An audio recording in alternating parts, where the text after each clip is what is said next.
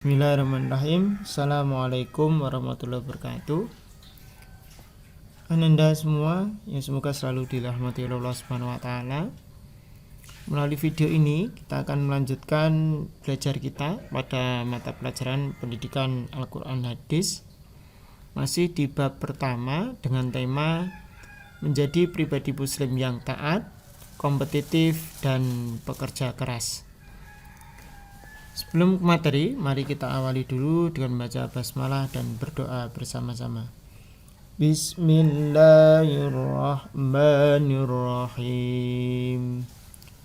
Raditu billahi rabba wa bil islami dina wa bi Muhammadin nabiyya wa rasula. Rabbi zidni ilma warzuqni fahma. Amin. Sembari mengingatkan, ini adalah materi pokok pada bab pertama di semester Gasal kali ini. Hari ini kita akan beranjak ke materi pokok yang nomor 5, yaitu hadis riwayat Muslim tentang kompetisi dalam kebaikan.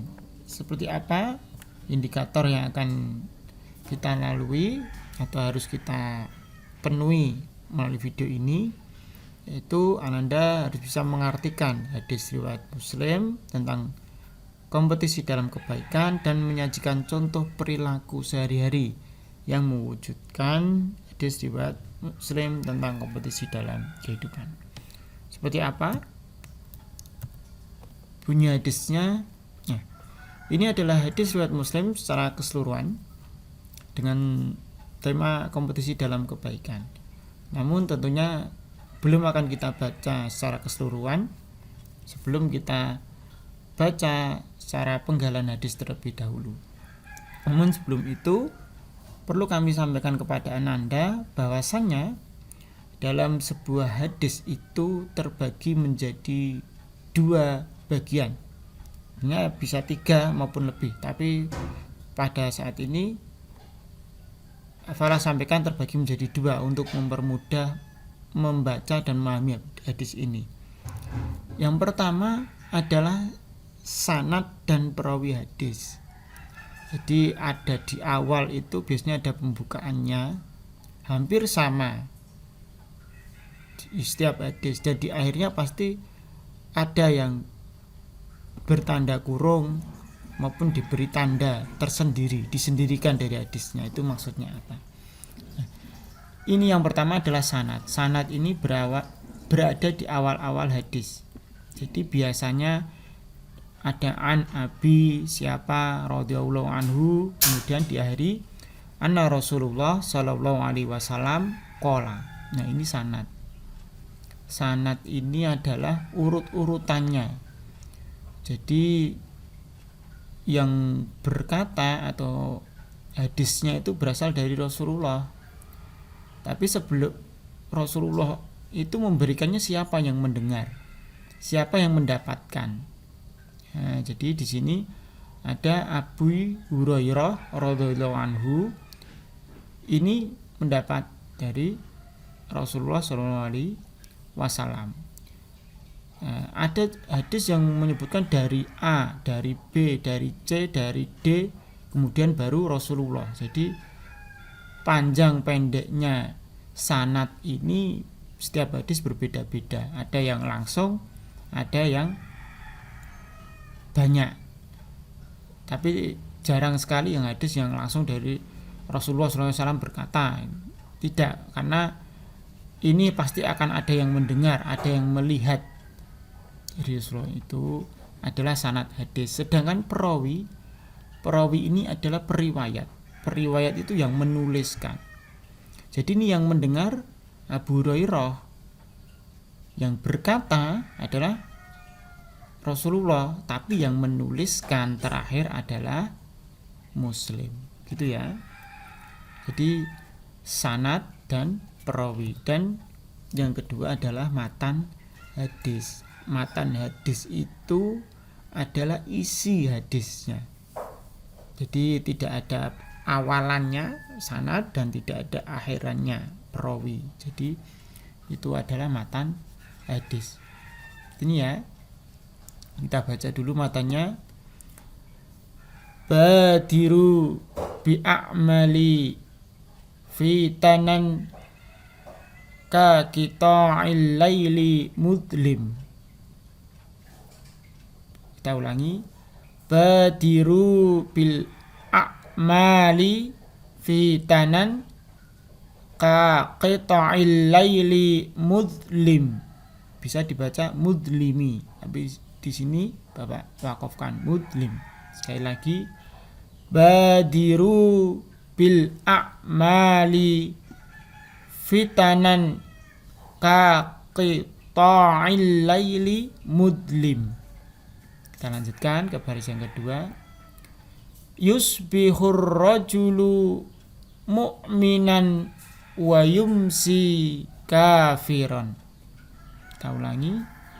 Yusbihur rajulu mu'minan wa yumsi kafiran. Sekali lagi ya. Yusbihur rajulu mu'minan wa yumsi kafiran. Baris yang ketiga. Wa yumsi mu'minan wa yusbihu kafiran. Kita ulangi.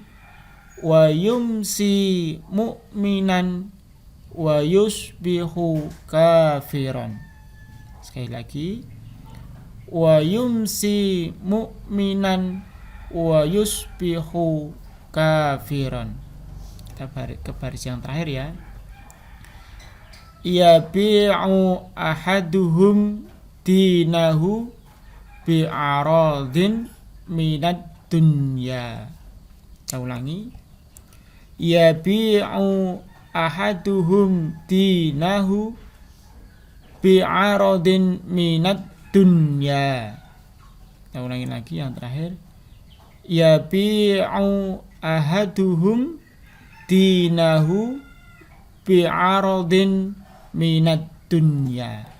Nah, ini adalah matan hadis, isi hadis.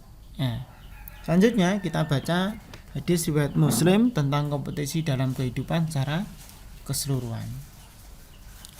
An Abi Hurairah radhiyallahu anhu anna Rasulullah sallallahu alaihi wasallam qala badiru bi a'mali fitanan ka qita'il laili mudlim yusbihur rajulu mu'minan wa yumsi kafiran wa yumsi mu'minan wa yusbihu kafiran yabi'u ahaduhum dinahu bi'aradin minad dunya.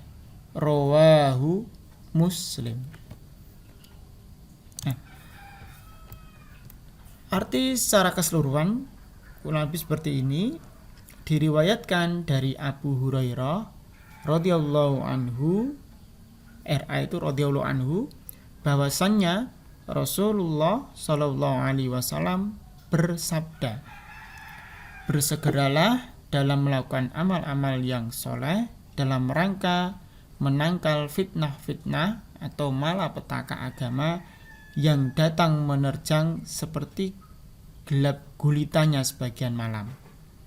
Pada masa itu, seseorang dalam keadaan beriman di waktu pagi dan di sore hari dalam keadaan kafir. Ada pula yang sore hari dalam keadaan beriman dan di pagi hari dalam keadaan kafir. Ia menjual agamanya demi meraih sedikit dari keuntungan duniawi. Hadis riwayat Muslim. Ini adalah arti secara keseluruhan. Kita kembali lagi, hadis tadi setidaknya terbagi menjadi 2 atau 3. Yang pertama adalah sanad. Jadi ini sanad diriwayatkan dari Abu Hurairah Abu Hurairah ini dapatnya dari Rasulullah. Jadi Rasulullah ketika bersabda itu ada Abu Hurairah atau Abu Hurairah yang mendapat. Itu ya. Lah yang menuliskan ini semua siapa? Muslim. Muslim ini penulisnya. Bukan Abu Hurairah yang nulis, bukan Rasulullah yang nulis, tapi Muslim. Itu ya.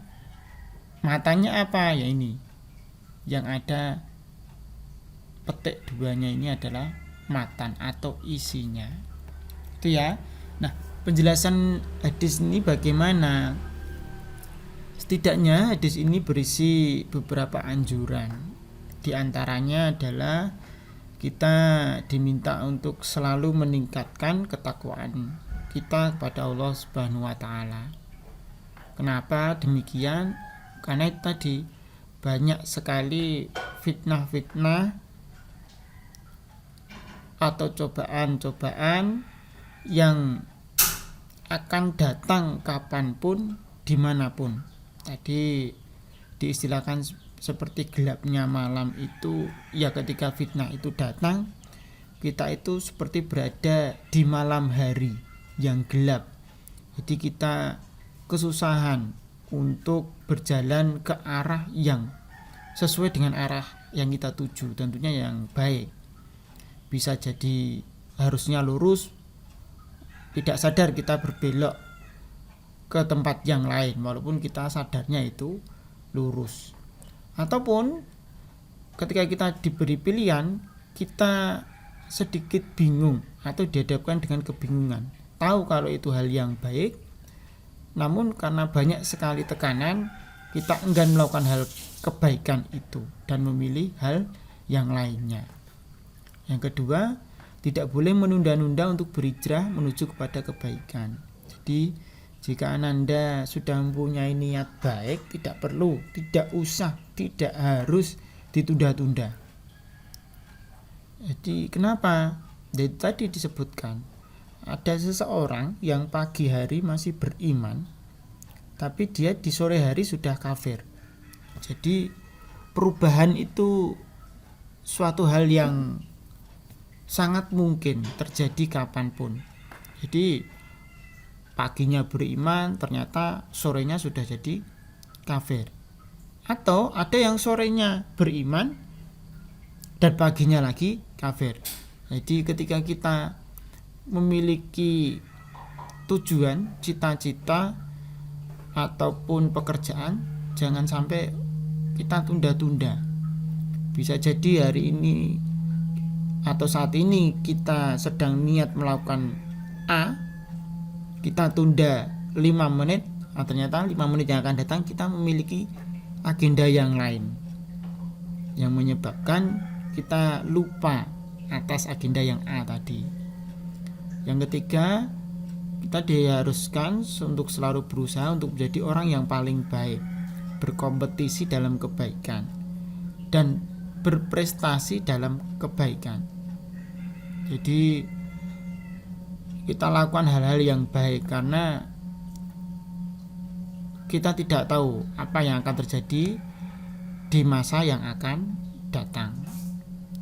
Dan yang terakhir itu larangan untuk menunda-nunda kebaikan, tugas maupun kewajiban. Jadi jika kita memiliki niatan untuk melakukan kebaikan atau memiliki tugas atau memiliki pekerjaan atau memiliki kewajiban, ya sebaiknya segera dilaksanakan.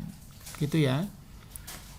Untuk penjelasan yang lainnya, Anda bisa sambil membaca di literatur-literatur yang lain untuk menambah hasanah pengetahuan, penjelasan dan maksud dari hadis ini.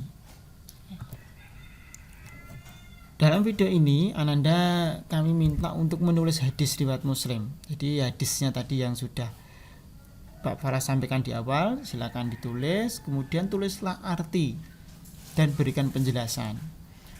Penjelasannya sebisa mungkin dijelaskan dengan kalimat atau kata sendiri, tidak harus sama dengan apa yang sudah dituliskan Pak Farah tadi. Itu ya. Kemudian berilah 3 contoh perilaku yang menunjukkan pengamalan dari hadis riwayat tersebut. Itu ya.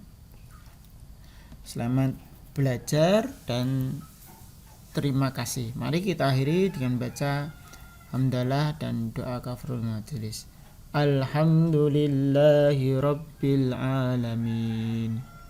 Subhanakallahumma Rabbana wa bihamdika asyhadu an la ilaha illa anta astaghfiruka wa atubu ilaik.